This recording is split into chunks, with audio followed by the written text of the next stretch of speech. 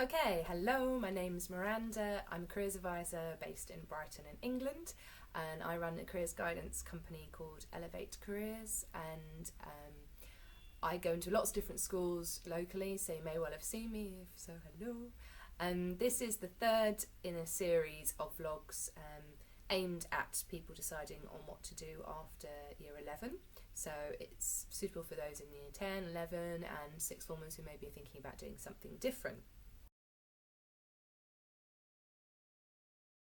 This particular vlog is all about qualifications and understanding them a little bit better, because they can be a bit of a confusing minefield. So the way I like to think about qualifications is, if any of you have played computer games, which I'm pretty sure a lot of you, if not all of you, have at some point, is the idea of level up. So whatever level you're at the moment, the idea is to go to the next one. And if you think of that analogy as if you're listening to me speaking, that will help you kind of make sense of hopefully some of the information I'm going to tell you. So in years 12, 13, and for some of you might stay on for year 14, there are a variety of different courses you can do depending on where you study and what you study.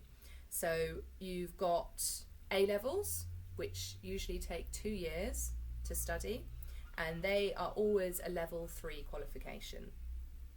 You have AS levels, which are kind of 2/3 of an A-level, and people usually do them in a year, and they are also level 3 qualifications. The qualifications around A-levels and AS levels have changed recently, so from September 2015, a lot of A-levels you won't be able to do an AS in anymore. It'll just be one qualification, which is an A-level over 2 years. It's best to talk to the college about subjects that you've chosen and what that means to them, but some subjects are still available in AS levels, so it's worthwhile me mentioning. Then you have BTECs, which if you're doing them at a level 3, because you can do them at level 2, some of you might have done level 2 BTECs during your GCSE period, but if you're studying them in sixth form, for those of you who did well in your GCSEs, you will now be on a level 3 BTEC qualification. There are 3 types of BTECs you can do at level 3. So bear with me here. So there is a subsidiary level qualification, there is the diploma, and there is the extended diploma. The subsidiary level is equivalent to 1 A-level, the diploma is equivalent to 2, and the extended diploma is equivalent to 3 A-levels. So that's where it can get a bit confusing. You might not be sure which of the types of diplomas you are on. And for some of you that might want to do a combination of A-levels and BTECs, for example, if you're doing an extended diploma BTEC, you probably won't be able to do anything else because it's equivalent to 3 A-levels, so it's a full-time course. But if you're doing a diploma or a subsidiary diploma, you might want to add another diploma or subsidiary diploma on top of that, or an A-level, to make it a full-rounded course. Now your college should be helping you understand and unpick all of this, but I just want to try and give you some information so you have a little bit of knowledge about all the different options. Now, in terms of, I'm just looking at my notes here. Yeah, in terms of what level you'll be on, for the majority of you who get your 5 A to C's at GCSE, which is going to be a lot of people, and that's including English and Maths, you should be on level 3 qualifications. Some colleges will want you to have got 6 or GCSEs or above, some even 7. But generally the kind of the bare minimum is 5 GCSEs, A to C. If you get those, you should then be on a level 3 qualification when you leave school and go on to college. So if you, like I said, get your 5 A to C's, you should be going on to level 3.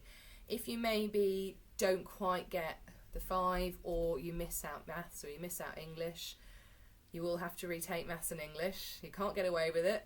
At the moment, the government stipulated that you have to keep taking them until you get them. So put your head down and just get on with it as much as you possibly can. So if you don't maybe you get a few C's and above, but not a full range of them, then you might be doing a range of level 2 and level 3 qualifications. So maybe you might do a BTEC level 3 diploma plus retake English and maybe another level 2 course. If you really don't do very well at all, so you've really struggled to get any C's, you might mostly have got D's or under, then you may well be on a level 1 or level 2 qualifications, so equivalent to GCSE or just below. At this point I want to say, don't ever feel that if you're struggling that's it, you're never going to get any further. The whole point is that level up thing. So when some of your friends might be going straight on to level 3 qualifications and you maybe are still on level 2 for the first year of sixth form, you can catch up. So if you maybe have not put the effort in, or for whatever reason it's not worked out for you, you can catch them up. So don't ever think that this is it, I'm stuck with rubbish qualifications forever. There's always a chance to get better grades and higher qualifications. A couple more things to say. Some subjects you can do a BTEC and you can do an A-level in. So, for example, think of a good example. You can do individual sciences at A-level, so you could do physics A-level, chemistry A-level, biology A-level, but you can't do individual sciences as a BTEC. But you can do a science BTEC, which combines all of those subjects. But if you are someone who's very serious about following a science-based career, then A-level route is really the best idea. But if you're someone that maybe is interested in the health and social care sector and you want a little bit of a science backup, then a BTEC route is fine. Also, there's things like applied physics, which some colleges do offer as a BTEC.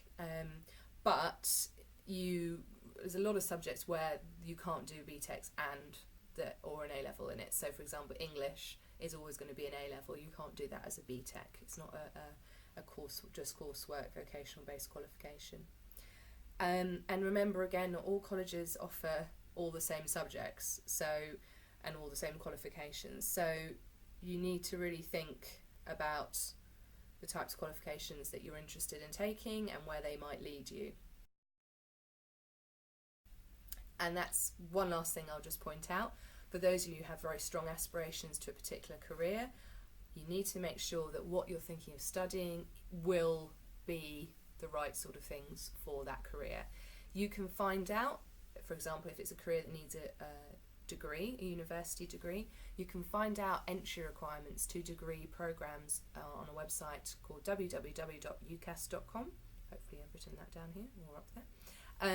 And if you write in your subject you're interested in, and you go to that, to the website where it shows you all the degrees that are possible in that subject, and click on a few and look at the entry requirements bit. Hopefully I'm doing this on the page so you can follow me, and it will tell you we're interested in people with 3 Bs in, physics, chemistry and maths, or you need to have studied music A-level. So that will give you an idea of the kind of things that you need to be doing for that type of degree.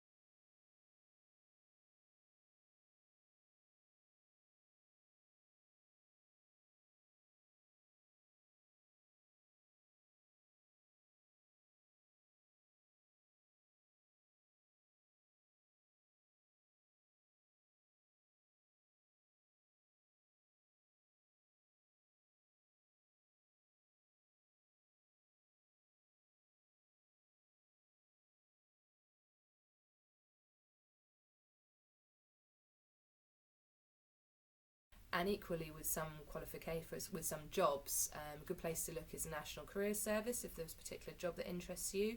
Again, hopefully I'm going to the website now, and then you can search that job and see what the entry requirements are. It might say we're interested in people with English and Maths GCSE plus health and social care A-level or BTEC. So that's something that's worth looking into, so you don't end up coming unstuck later on when you realise you've not quite done the right things, not studied the right things. Okay, hopefully that's a bit of a Qualifications 101. Hopefully I've not blown your minds too much. Come back for more soon. See you later.